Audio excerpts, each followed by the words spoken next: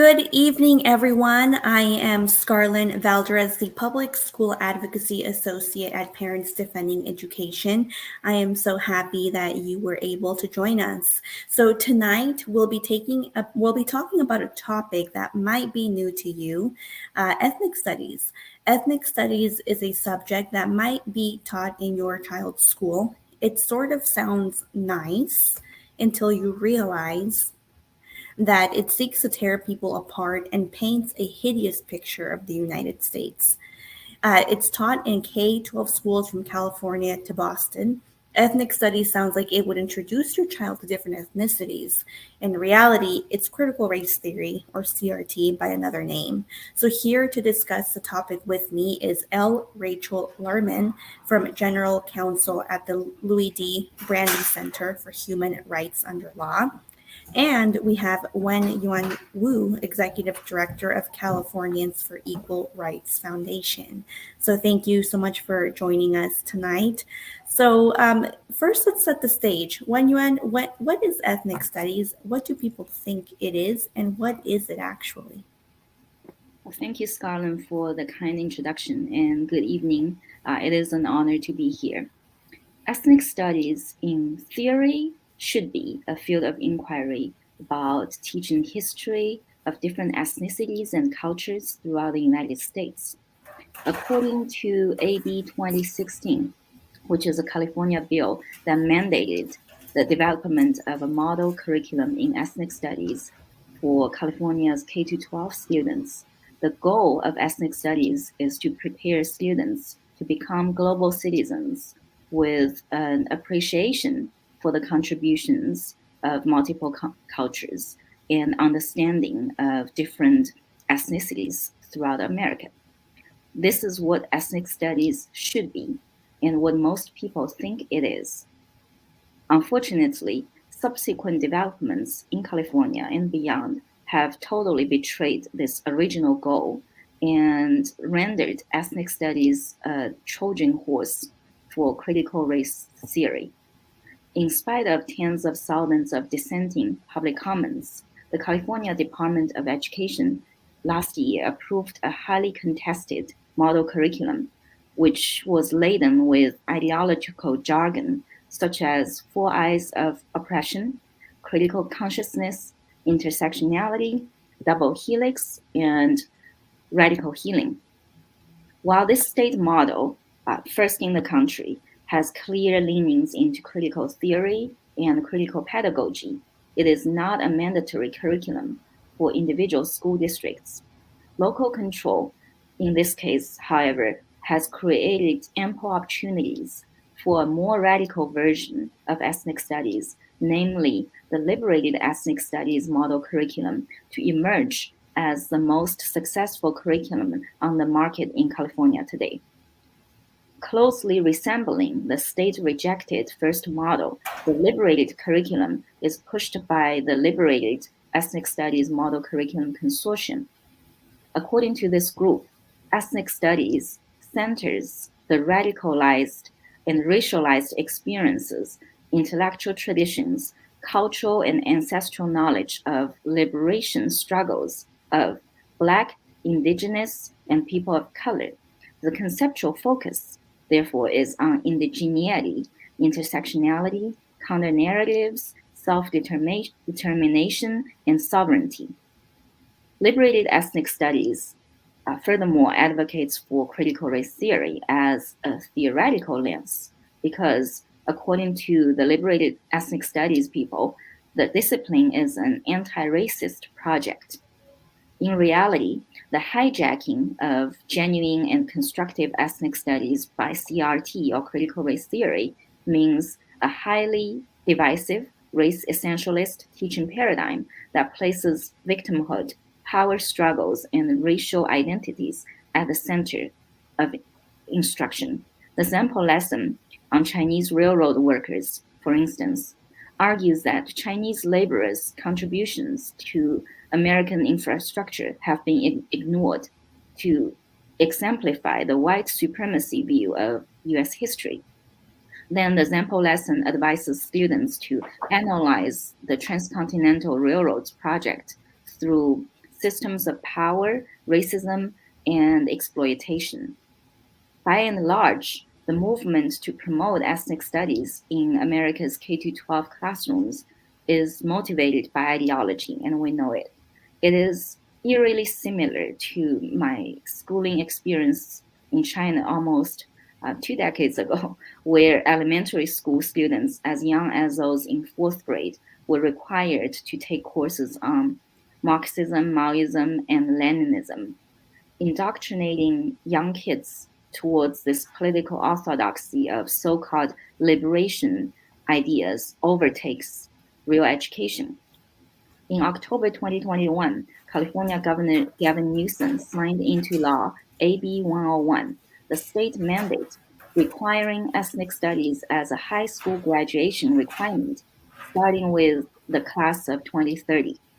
This latest development, coupled with a decade-long movement to introduce and propagate ethnic studies principles in the state's K-12 schools, has made California the first state to endorse a politicized and polarizing paradigm that's predicated on key concepts of critical race theory and critical pedagogy.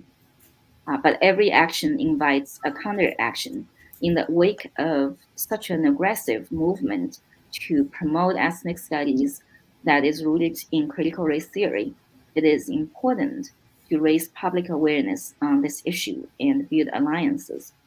Last year, my group launched an initiative which galvanized support from 28 partner organizations that represent a diverse range of members from all backgrounds. We sent various joint letters against critical or liberated ethnic studies and against the mandate of ethnic studies to be taught in high schools to the state legislature and to the governor's office. The alliance we've created is truly bipartisan and broad-based.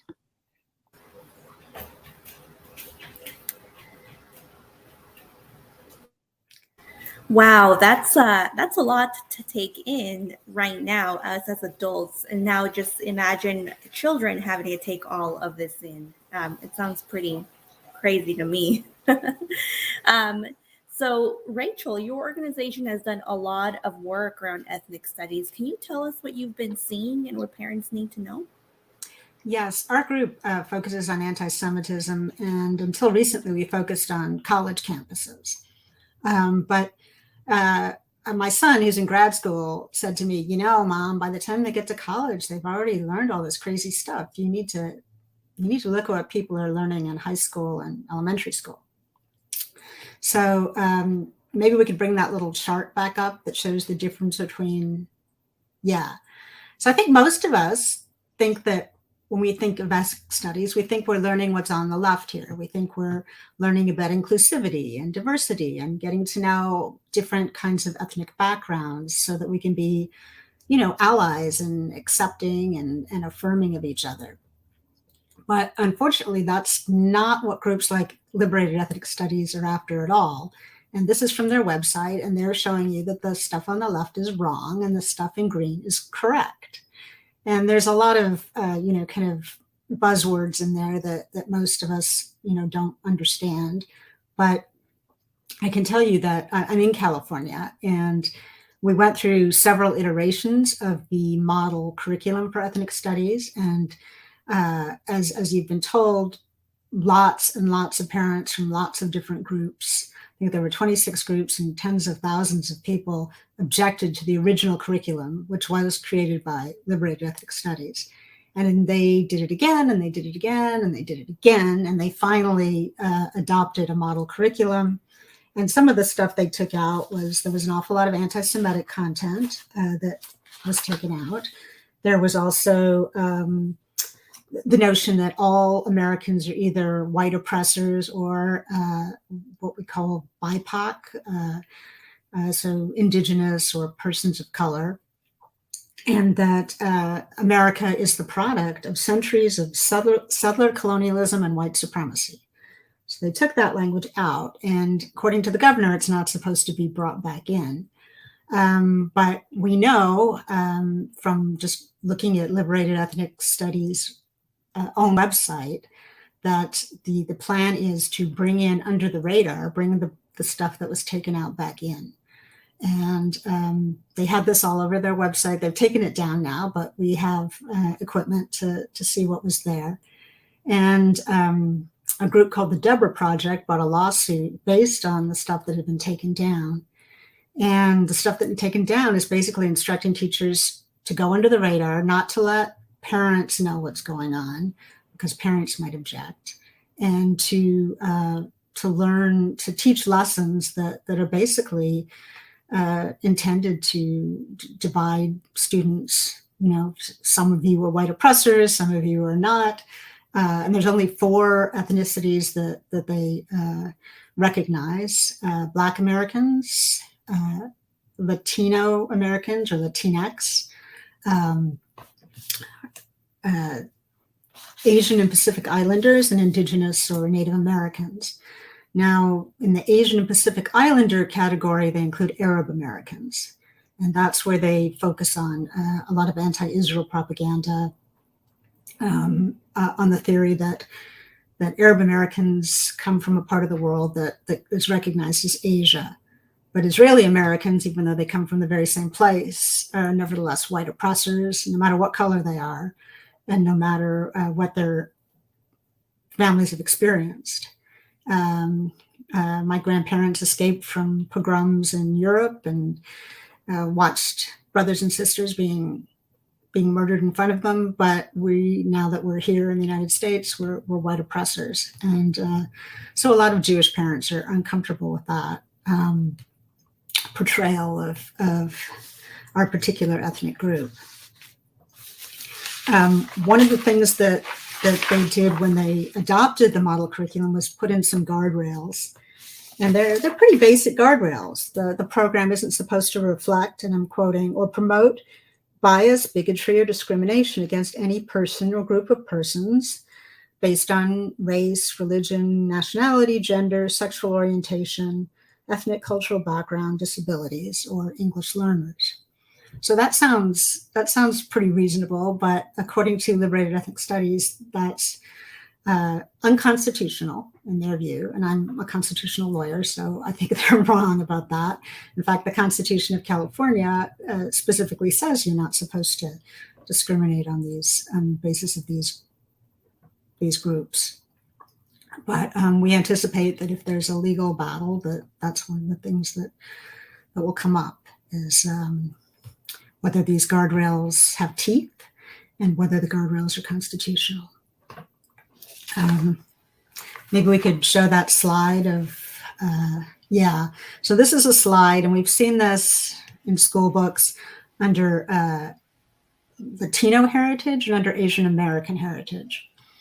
And the point of this is to show, this is supposed to show that Israel is responsible for racism in America based on the theory, and this is a myth, that American policemen go to Israel to learn how to fight crime using methods like the ones that were used on George Floyd. And that's what this cartoon is all about. What it has to do with Asian Americans is anybody's guess, let alone Latin Americans. But the point is to bring in anti-Semitic ideas and associate Israel with the kinds of racist endeavors that they are claiming are at the heart of America. So that's what the point of this slide is. There's probably a lot more like this, but it's very hard to get hold of the actual materials that are being taught because they are keeping it under the radar. Yeah, that's interesting. And one of the things that caught my attention were the different races that were recognized. You know, living in the United States, we're such a melting pot, so people aren't always just one race. So I wonder how they work through that, you know. Mm-hmm. There's with my family in particular, my husband is half Mexican and Caucasian, and I'm, Mexican American. So our children are half Mexican, half Caucasian. So that's interesting. Mm-hmm. And often if there's a Caucasian member of the family, no matter what the children look like, they must go into the white oppressor category. Oh, wow. Yeah, we've seen that in a few schools. I have an Yeah. Argentinian Jewish student who is a person of color, but she was told to get her white privilege in check. Mm-hmm. Yeah, and I won't get too much into this, but I've actually heard that now there's something called brown privilege. So even if, I guess I don't even know what brown privilege means, but that's maybe a different live stream. Wenyuan, how about you? What are you seeing regarding ethnic studies? I want to echo Rachel's observation on the pervasiveness of ethnic studies. The Liberated Ethnic Studies Model Curriculum Consortium has teaching materials targeting preschoolers and kindergarteners. Most of their contents endorse a CRT-based worldview of power, oppression, and intersectional struggles. In this July, for example, the consortium promoted 2 children's books depicting the discovery of Americas strictly through the lens of colonialism. One of the books is titled Christopher the Calgary, It's Over, The Real History of Christopher Columbus. It's a very long title, but you can see some pages from this book on the screen. The book is being branded as a must-have for every classroom, library, and home to teach the truth about Christopher Columbus, white settler, colonialism, and history of the Americas from the perspective of indigenous and Black resistances. Using very colorful cartoon drawings, playful language, and bilingual translations, this book is essentially a weapon of thought indoctrination into one-sided accounts of American history and activism-oriented lessons for kids ages 5 to 10. So essentially, proponents of critical or liberated ethnic studies have employed this trick called the bait and switch tactic. They bait state education departments, school districts, and the public with a promise of helping students learn about different cultures and ethnicities throughout our country. Then they unapologetically switch that promise with the inculcation of critical race theory, power and oppression, and victimization. So let's take the Asian American Studies sample lessons again as an example. Admittedly, from the 1882 Chinese Exclusion Act to the Japanese American internment during World War II to xenophobic attacks against Korean Americans in the early 1990s to current anti-Asian discrimination in educational access, Americans of Asian descent have endured historical marginalization and unfair treatment. Undoubtedly, the liberated ethnic studies folks, they hyper-focus on the struggles and sufferings, but they ignore the overcoming, resilience, perseverance, and contributions of the very dynamic Asian American community. A sample lesson highlights isolated incidents such as the 1869 Chinese railroad strike and the omission of Chinese workers in the image of the 1869 Promontory Point Workers' Meeting as evidence of systemic oppression. Instead of analyzing the complex history of the Asian American community with attention to both the good and the bad, the curriculum is simply obsessed with collective grievances and disempowering narratives to the detriment of our children, of students. Another example is the use of land acknowledgements as a standard feature of all available ethnic studies curricula. A land acknowledgement, namely, is a formal statement about an event or a class taking place on land originally inhabited by indigenous people. In San Diego, students in ethnic studies classes are asked to formally acknowledge that they are standing on the stolen land of Kumaya people. Students are then asked to denounce the history of violence against the Kumaya people, This is, of course, a very oversimplified and inaccurate interpretation of the history of Kumeyaay. The Kumeyaay people of San Diego, turns out, have lived in the region for over 10,000 years and nowadays live on 12 reservations in present day.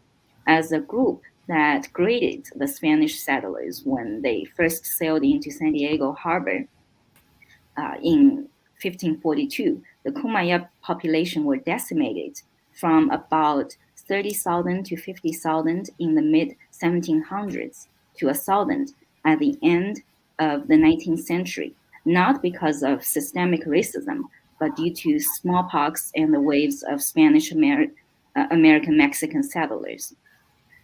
The California model curriculum also featured two religious prayers, the Aztec and the Ashi affirmations.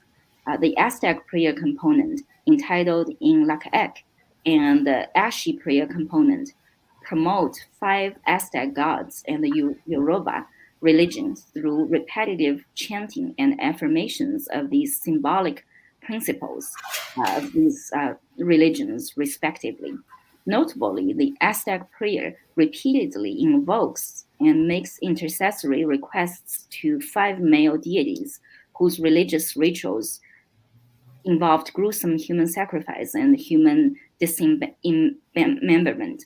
Last September, my group sued the state of California and the State Department of Education because these two prayers, essentially, they violate California Constitution's free exercise of religion and its no government aid clauses.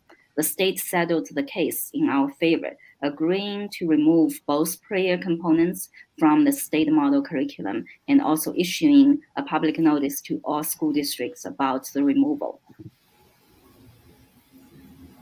Oh, wow. So, that just got me thinking, and I want to ask both of you here. And I'll start with Wenyuan, but what grades are you seeing this in? Because I actually went through the public school system in San Diego. I was part of the San Diego Unified District from preschool to when I graduated high school. And I remember learning about those tribes. There's a very popular field trip that is taken where students go to Old Town for an entire week and we learn about the history of San Diego and the previous tribes. So when are you seeing this being implemented? What grades?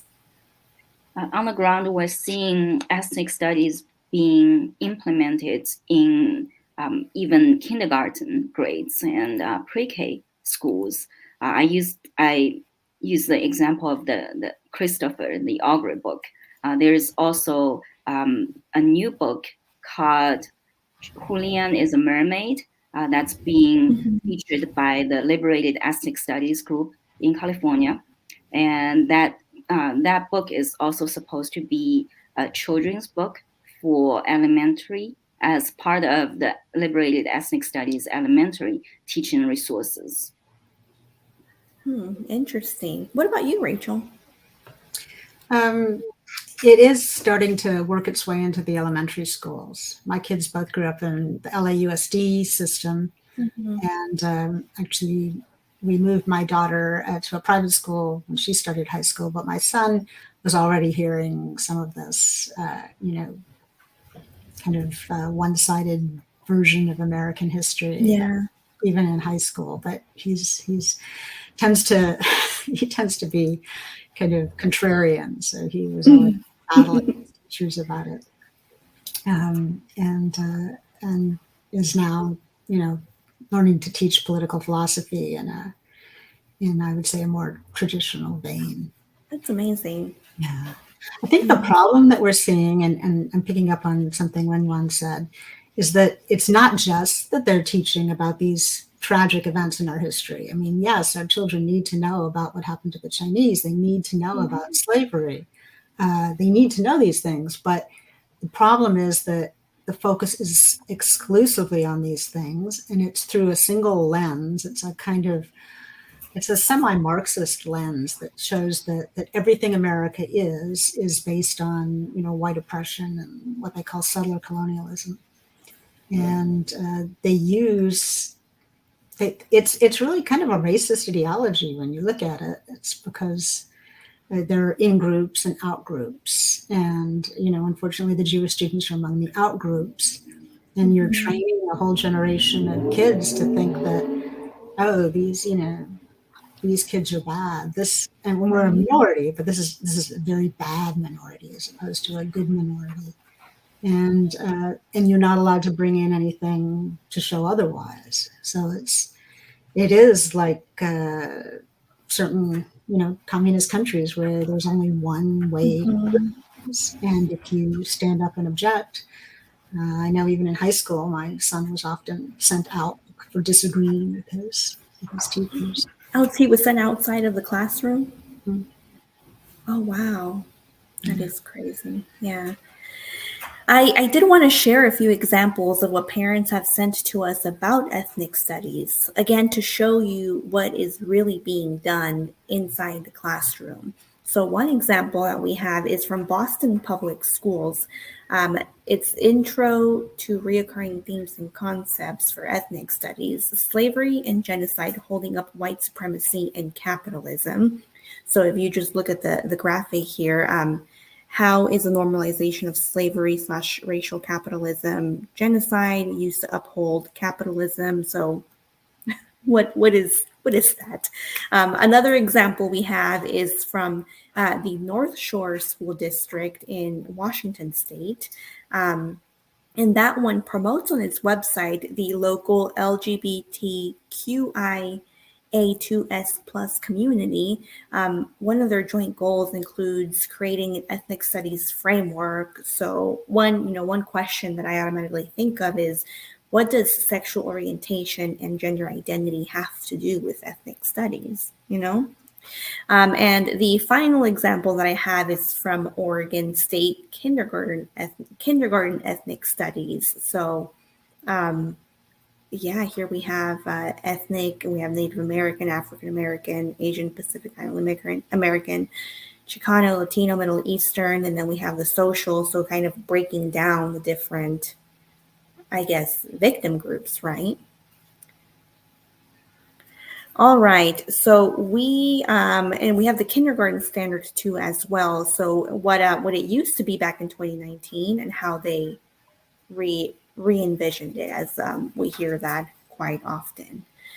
So we've covered a lot of ground so far. Any further thoughts, ladies?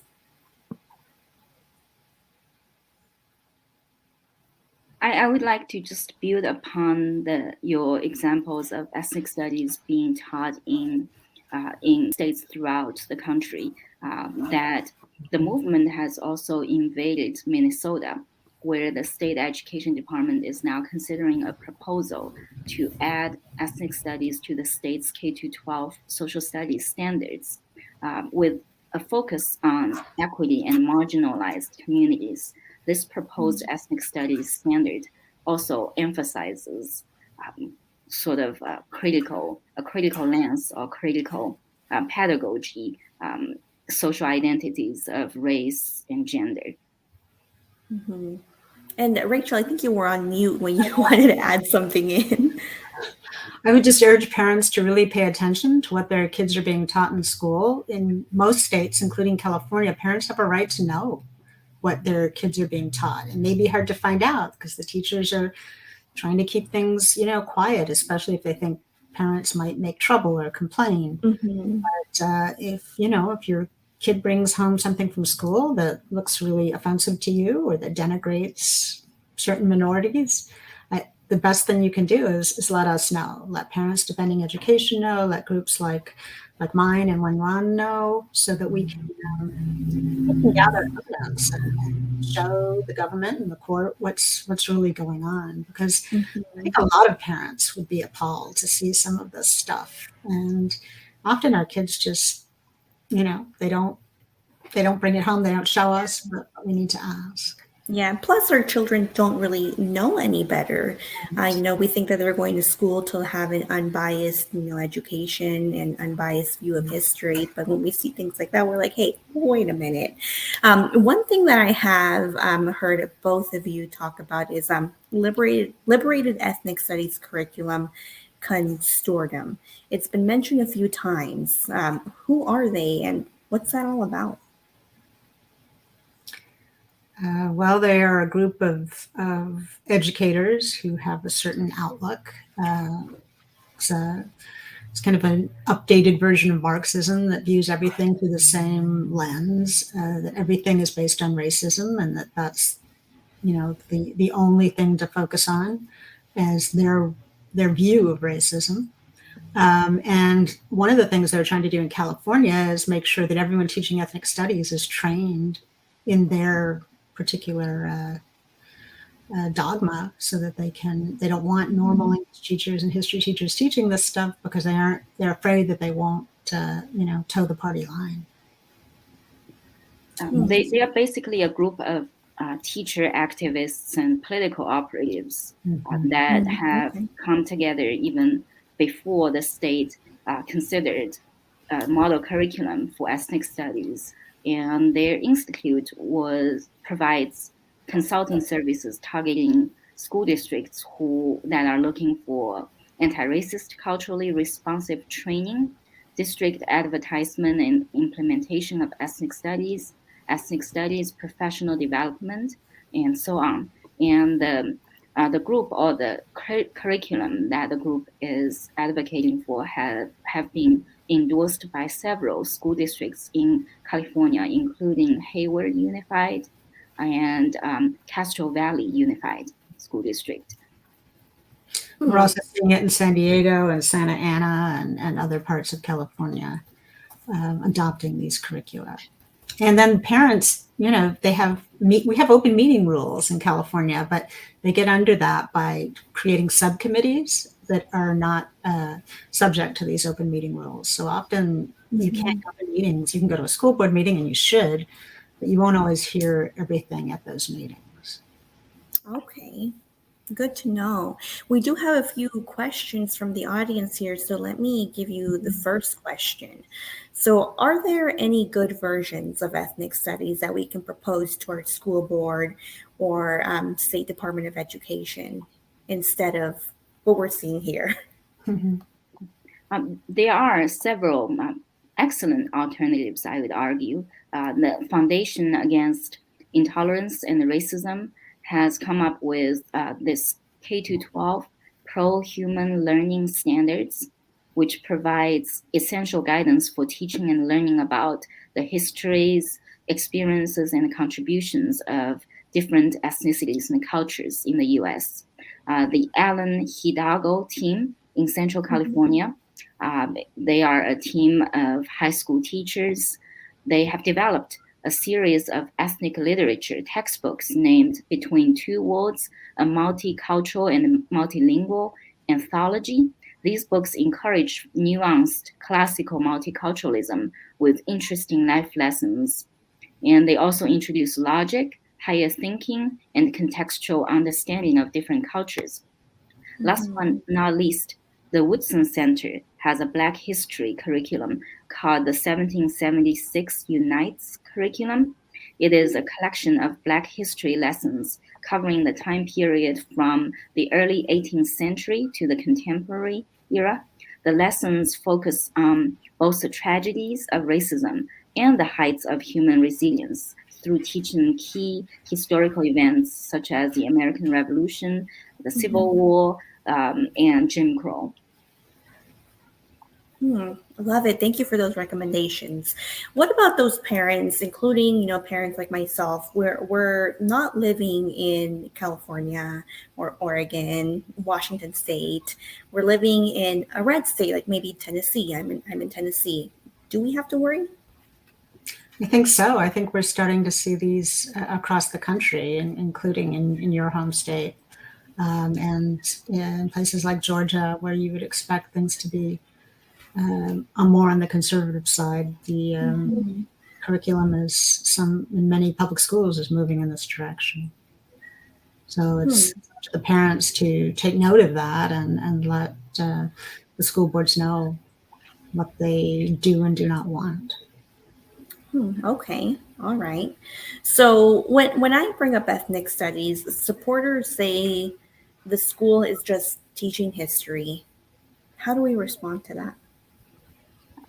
Well, I think I addressed that a minute ago when I said we want the kids to know about, the mistakes that the United States has made. We don't want to repeat those mistakes. We want to acknowledge them, but we also want to acknowledge what's great about this country and make all kids feel that they're not victims, they're not evil. They all can develop and grow and become a part of America, and that's the aspect of history that we're seeing cut out. So we're not saying stop teaching the bad stuff. We're saying don't just teach it, and don't separate groups of kids into good and bad and set them against one another. We want to all work together to keep America going in a good direction. I would argue that the denial of teaching critical race theory based history or ethnic studies is very typical of this island law of woke projection. Denying indoctrination is happening, but when confronted with overwhelming evidence, celebrate it by moralizing. As Rachel said, and I agree with her 100%, history as well as cultures can and should be taught constructively without any political bias, without the dogma of race essentialism or stereotyping. History should be celebrated in its entirety, the good, the bad, and the ugly. And there is nothing positive or even educational about teaching our young students that US history is fatally defined by systemic racism, and that the so-called liberatory struggles of ethnic minorities in the country define these communities rather than their overcoming, rather than their achieving the American dream in spite of the odds being stacked up against them, historically speaking. Nice, well said. And one final question, pretty important question too.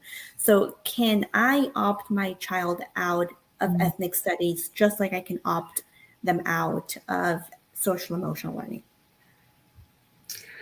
Well, not in California, where it's a requirement for graduation.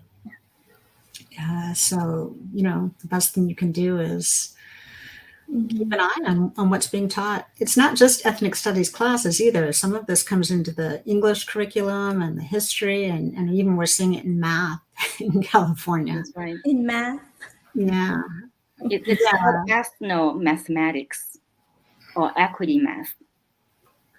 Well, there's not supposed to be a right answer because that would be white supremacy. But we want our kids to add and subtract and multiply and be able to make change. Right. Count their change at the grocery store. Exactly. Yeah. It's not all fair right. Not fair to kids to fail to teach them these life skills they need. Yeah, that's very, very good points. What other thoughts do we have? And Rachel, I'll start off with you. Any final thoughts or comments? Just, for parents to question and teach their kids to question, why am I being taught this? And why am I being taught, that Israel is a terrible place in the context of American ethnic studies? There's a hidden agenda there. And it's often an anti-Semitic agenda. And we just don't want to, turn into one of the countries that has had such grievous problems that America has, managed to extricate itself from the problems in its history, and that's what we want it to continue to do: be a safe place for all kids. That's right. Yeah. What about you, Wenyuan? What final thoughts or comments do you have? I would implore parents who are confronted with this problem of intrusion of critical or liberated ethnic studies in their children's schools to have courage, have moral courage, and speak up. If you can't be the first, at least be the second or the third, and refuse to accept the unacceptable. Get informed, get organized, go to your school board meetings to voice your concerns, form local groups to champion necessary changes, parental rights, parental access, and demand academic transparency. If the education establishment in your area is determined to indoctrinate your child with CRT or critical race theory masquerading as ethnic studies, vote them out and or seek legal challenges in light of apparent discrimination. Right. Yeah. Perfect segue to our call to action. So just, be aware of what's going on in your child's school and ask questions. You got to be curious and ask questions. You can also find more about ethnic studies at defendinged.org/ethnic studies. And if you see something this school year about ethnic studies that you're concerned about, doesn't really sit well, please send us a message and we can investigate and let other parents know about what's going on. Thank you so much, ladies. This has been packed with information. I love it. Thank you. Thank you. Thank you.